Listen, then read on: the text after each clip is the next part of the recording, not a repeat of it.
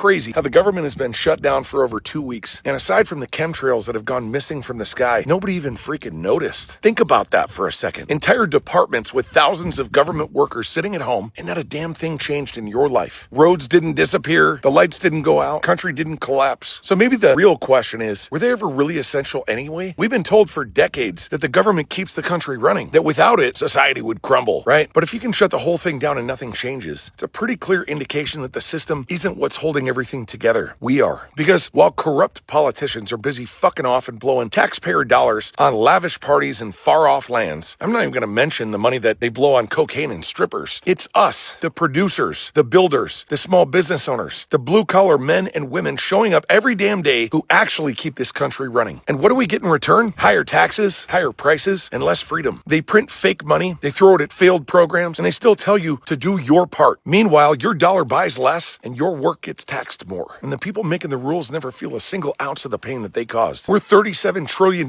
in debt, and these clowns still act like the solution is to spend more. More agencies, more staff, more handouts, more bullshit titles that don't contribute a shred of value to the American people. That is not how this country's government was intended to run. It's a bloated system feeding itself while pretending to serve you. The truth is, if an entire department can shut down for weeks and nobody notices, that means that the system is irrelevant. It's dead weight, and the American people are doing just fine without them, because we're the ones who are keeping this great American nation alive, not the suits in DC. Every empire eventually caves under its own weight. The difference is, if this one falls, it'll be the men who built something outside of the system who will survive it. The men who didn't wait for permission. The people driven by ambition and pride, who learn to create and to lead and to provide for themselves and for their families. This isn't about left or right. It's about sovereignty. It's about taking ownership over what is rightfully yours before they can take what's left from you. They're not coming to save you. Hell, they're not even clocking in. So stop waiting for them to get their shit together. It's not happening. Start becoming the man who doesn't need them in the first place. And if you're ready to figure out exactly where you stand, to expose the gaps holding you back, I've built a tool that does just that. 17 questions that every man needs to ask himself. It's not surface level bullshit. These questions will force you to get brutally honest with who you are, where you're falling short, and what needs to change. Just drop the word list in the comments and I'll send it to you. If you've been waiting for a sign to get your shit together,